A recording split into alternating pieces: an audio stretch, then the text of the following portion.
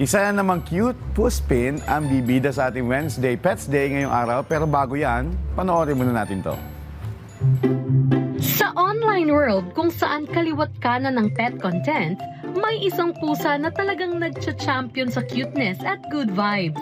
At yan ay si Chimping. Sa kanilang TikTok account, milyong-milyong viewers ang naaaliw sa kanyang adorable expressions, playful antics, at natural na pagiging camera ready. At hindi lang simpleng cute si Chimping ha, dahil isa siyang instant stress reliever sa bawat scroll. Mula sa kanyang funny reactions hanggang sa kanyang sweet and charming moments, kitang-kita kung bakit maraming netizens ang hook sa kanyang videos. Kaya kung gusto mo ng instant good vibes at daily dose of cuteness, ay kilalanin na natin si Chimping dito sa Wednesday Pets Day. At paribagi sa atin ang kanilang social media journey, makakwentuhan natin ang fur parent na si Mariah Regnim together with her adorable cat na si Chimping. Good morning! Welcome dito sa Rise and Shine Pilipinas. Mariah, isang ano naman dyan whenever you call. Ay, nag-freeze bigla sa ayan na. Go ahead, Mariah. Good morning, Rise and Shine Pilipinas. Kumakanta ka ba, Mariah?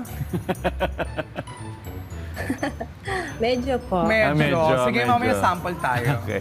Mariah, paano nagsimula si Chimping bilang social media star at kailan nyo na-discover na marami talagang naaliw na netizens at nagmamahal sa kanya online? It all started since kitten pa lang si Chimping. I uploaded him online kung paano ko siya na-rescue. And I think yung pinaka-highlight sa story niya is yung dumedede siya sa aso. And that's his survival way, being with a mother dog. That's when I realized na madaming naaaliw sa videos niya online. And I see comments na asking for another update. Ay, ang cute Ayun, naman ang ng galing, mother ano? dog yung kanyang source. Oo. Well, Mariah, ano ba ang pinaka natatanging ugali ni Chimping sa bahay na sa tingin nyo ay dahilan kung bakit sobrang relatable at adorable siya sa ating viewers? Siguro yung pagiging naughty niya, at the same time, Chimping being naughty is also funny. And yung pagiging super playful niya to the point na sa sobrang laro niya, lumalawit yung dila niya. And the viewers find it super funny and adorable at marami din nakarelate. Okay. So, hindi naman yung ano, kasi ang pag sa pusa kasi, pag lumalabas yung dila, sabi nila stress. So, siguro dahil baka it has something to do dun sa pagiging mother pagiging dog mother nung kinalakihan niya. Pero hindi naman siya stress pag lumalabas yung dila niya. Hindi naman po. Ah, okay. Pero bilang for Pagod parent... lang siya tapos sobrang saya niya kasi. Okay, pero paano niyo pinaplano yung ginagawa ni Chimping para maging content? Spontaneous ba ito o talaga meron kayong parang script? Parang meron kayong ideas na pinag-iisipan? Well, some of our contents are created with ideas, but most of his videos are captured spontaneously. So yung created with ideas is yung mga trends online. The rest is on the spot na or yung mga talagang ganap everyday.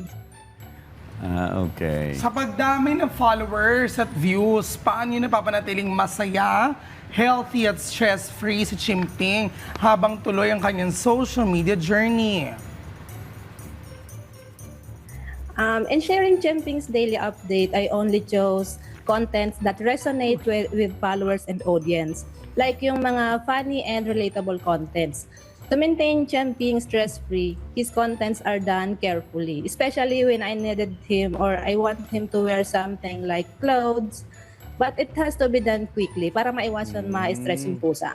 Okay.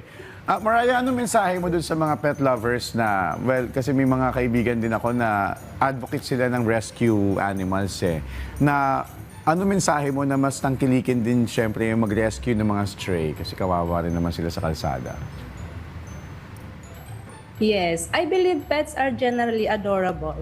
And we, as for parents, know what's our pet's characteristics. It doesn't require any criteria in sharing our pets online. So if you are happy with your pet, do not hesitate to share it. Because like Chimping's journey, it's unexpected na madami pala siyang napapatawa online and madami siyang nagiging stress-free yung mga moments ni Chimping.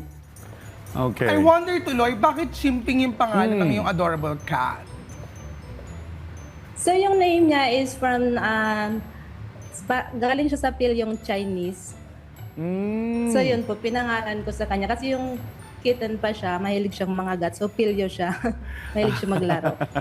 Okay, pero ayan, katulad yan, karga-karga mo siya. Paano mo na gagawa yan na nag-stay siya dyan sa'yo na hindi siya umaalis? Kasi yung ibang pusa, pagka matagal na nakadikit sa'yo, Yeah. umaalis na yan eh.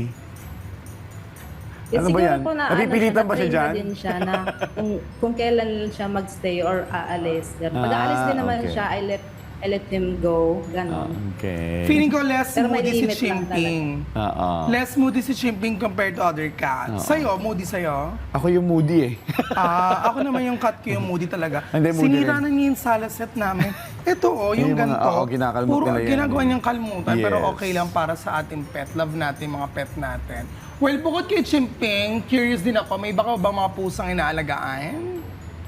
Yes, meron pa po. Bali, 6 po silang lahat. Yung Wow. iba po is mga breed cats talaga. Child lang yung Puspin. Ayun. What Ah, makes okay. Mariah different sa ibang mga cat mo? Chimping. Ay, not si Chimping. Mariah, Chimping pala. Mali! Anong diff ni Chimping compared sa ibang Yes. mga inaalagaan mong cat? Go ahead, Mariah. Ayan, yun na nga yung sinasabi ko. Kapag malapit na natin siya pakantahin, biglang naglo-load yung kanyang internet. Pero ako, love na love ko si Mariah. May favorite song ka ba niya? I'm sorry po. My Ayun na, all. yan na si Ayun na. Mariah. Si Diba? Mariah, Siguro- narinig mo na ba kami? Andiyan ka pa? Mariah? Naku, baka magko-Coachella to. Ayan na. Papunta na ng US yan, nawawala ng signal kasi didiretso na sa Coachella. Yes po. Yan. Oy, maraming salamat. Social media account si Chimping. And Saan namin pwedeng i-follow, Mariah? nawala siya. Oo. Umalis na si Chimping. Ibig niyo po sabihin yung sa mga ibang cats. Oo, Oo. sige, balikan natin. Go ahead, Mariah. Yes, po yung pinag-iba niya naman sa ibang cats is dahil na domestic short hair cat siya, is meron talaga siyang pinagkaiba sa character niya and sa mga habits niya. Ayun. In fairness naman. Okay. Okay. Akala ko mag-LTE tuloy-tuloy yung internet. Buti nag-5G ulit. Oo. On that note, maraming salamat ha, Mariah, sa pagbibigay ng oras sa amin ngayong umaga. At syempre, pati sa iyong cute puspina si Chimping. Chimping. Thank you.